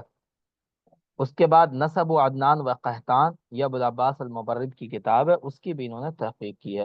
المنقوص والممدود، یہ فرا کی کتاب ہے، اس کی تحقیق کی ہے. اقلید الخزانہ ان کی کتاب ہے. الفاصل فی اللغت والادب، یہ بھی ابو العباس المبرد کی کتاب ہے، اس کی تحقیق انہوں نے کی ہے. تو بہت ساری تحقیقات ہیں، ٹھیک ہے. وقد جمعت مقالات و بحوث فی اللغت والادب بعد وفاتی فی مجلدین، ان کی جتنی بھی تحقیقات ہیں، ان کے جو مقالات ہیں، ان سب کو ان کی وفات کے بعد 2 جلدوں میں جمع کر کے شائع کیا گیا. اور اس کتاب کا نام کیا رکھا گیا؟ بحوث و تحقیقات. کیا نام رکھا گیا؟ بحوث و تحقیقات. تو بحوث و تحقیقات کی کتنی جلدیں ہیں؟ 2 جلدیں ہیں، ہے نا. اچھا، بحوث و تنبیہات کس کی کتاب ہے؟ ابھی پڑھا سر، وہ حمید الدین الفراحی. ایسا نہ کرو بھائی، بحوث آ رہا ہے اس میں، ہے نا. ایک اور ہنٹ میں دیتا ہوں، یہ بھی محقق ہیں. جی، ناظم ندی. معصومی صاحب. ابھی معصوم. پڑھانا ہم نے معصومی صاحب کو. تو ابھی پڑھا معصومی صاحب کے جو مقالات ہیں اس کو بحوث و تنبیہات نام کی کتاب میں جمع کیا گیا، اور ان کے جو مقالات ہیں اس کو بحوث و تحقیقات. سمجھ گئے؟ جی سر. تو یہ یاد رکھیے، بحوث و تنبیہات معصومی صاحب کی ہے، اور بحوث و تحقیقات کس کی ہے؟ بتائیں. میمنی صاحب کی، ٹھیک ہے. تو جی یہ سر. تھے ہمارے عبدالعزیز المیمنی صاحب. تو آج یہیں تک رہنے دیتے ہیں، کل انشاءاللہ پھر اس کے آگے ہم لوگ پڑھیں گے.